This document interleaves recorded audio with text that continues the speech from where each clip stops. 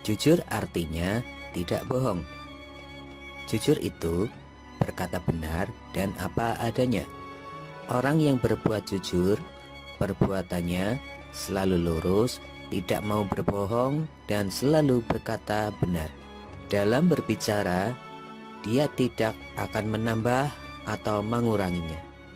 Rasulullah Shallallahu Alaihi Wasallam senantiasa mengingatkan umatnya untuk berkata jujur dan menjauhi sikap dusta.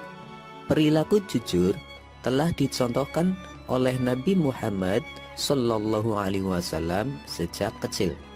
Nabi Muhammad Sallallahu Alaihi Wasallam memiliki sifat jujur dalam setiap perkataan dan perbuatannya. Karena kejujurannya, Nabi Muhammad Sallallahu Alaihi Wasallam mendapat gelar Al-Amin. Al-Amin artinya yang dapat dipercaya. Nabi Muhammad Sallallahu Alaihi Wasallam seorang yang jujur. Nabi Muhammad Sallallahu Alaihi Wasallam menyuruh kita untuk berbuat jujur, baik itu jujur kepada Allah, jujur kepada diri sendiri, jujur kepada orang tua, guru, dan orang lain. Keuntungan sikap jujur. Jujur adalah induk dari sikap terpuji. Apabila seseorang tidak bersikap jujur, maka sifat terpuji lainnya sulit dilakukan. Orang jujur disayang Allah, juga mendapat pahala dan surga. Disayang orang tua dan guru, dipercaya oleh orang lain, juga punya banyak teman. Jujur akan membawa kebaikan. Lawan jujur adalah dusta. Dusta artinya bohong.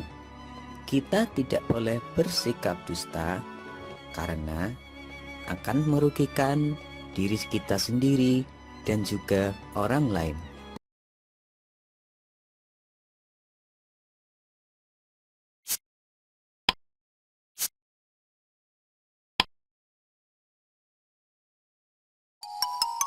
Tanggung jawab.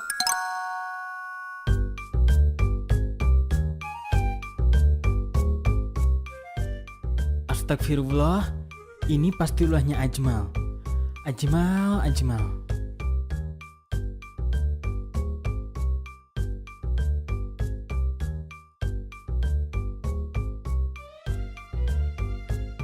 Ajmal sini.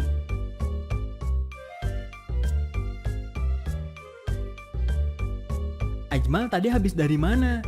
Ajmal habis pergi main sama Nobia. Loh, hari ini kan Ajmal punya tugas siram tanaman. Tapi kan ya masih ada Kak Nun. Kalau begitu, berarti Ajmal nggak tanggung jawab dong. Tanggung jawab artinya mengerjakan setiap tugas yang diberikan kepada kita. Muslim yang baik adalah muslim yang mau bertanggung jawab pada dirinya sendiri, juga orang lain. Setiap orang punya tanggung jawabnya sendiri-sendiri, Ajmal. Setiap orang diberikan tugas tergantung kemampuannya masing-masing. Allah pun tidak membebankan suatu tugas pada kita di luar dari kemampuan kita. Contohnya, Allah memerintahkan kita sholat karena kita akan mampu mengerjakannya. Memangnya kenapa kita harus bertanggung jawab ya? Jika kita mau bertanggung jawab pada diri sendiri, kita akan lebih berhati-hati dalam bertindak. Karena kita akan menjaga diri kita dari hal-hal yang buruk. Kalau manfaat kita tanggung jawab ke orang lain apa ya? Dengan kita mau bertanggung jawab pada orang lain, kita jadi akan punya banyak kepercayaan dari mereka. Mereka pun akan tenang dan nyaman berada di samping kita. Mereka juga pasti menyayangi kita. Oh gitu ya. Kalau gitu Ajmal mau jadi anak yang bertanggung jawab biar bisa disayang ayah, ibu, sama Kak Nun. Nah, kalau gitu Ajmal lanjutin siram tanamannya nih. Miau, miau.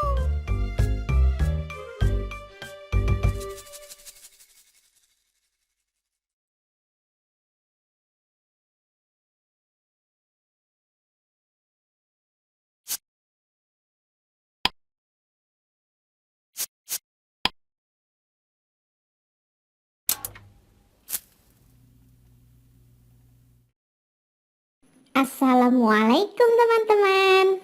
Bagaimana kabarnya? Semoga senantiasa dalam lindungan Allah Subhanahu wa taala. Oh ya teman-teman, hari ini kita akan belajar materi baru.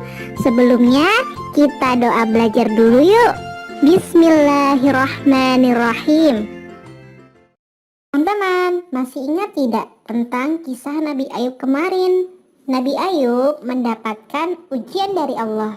Salah satunya berupa sakit yang sangat lama. Selama 18 tahun, Nabi Ayub menerima ujian dari Allah. Tapi Nabi Ayub tidak pernah mengeluh. Beliau tetap bersabar dan senantiasa tetap taat beribadah, tidak pernah meninggalkan sholat, berikhtiar dan terus berdoa. Surat Al-Baqarah ayat 153. Bismillahirrahmanirrahim. Ya ayyuhalladzina amanu ista'inu bis-sabri was-salah.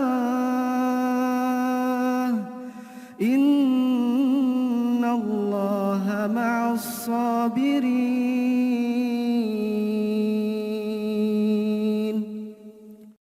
Artinya, hai orang-orang yang beriman, jadikanlah sabar dan sholat sebagai penolongmu. Sesungguhnya Allah beserta orang-orang yang sabar. Akhirnya Allah memberikan kesembuhan kepada Nabi Ayub. Masya Allah. Ayo teman-teman, kita contoh Nabi Ayub yang senantiasa bersabar dan tetap taat beribadah.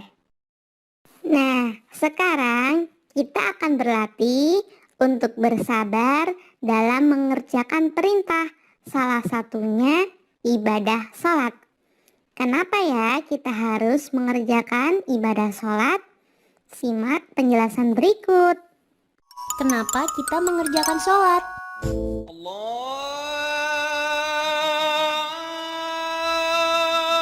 Akbar, Allahu Akbar. Ajmal, ayo Ajmal sholat isya dulu. Ajmal kan sedang sakit Bu.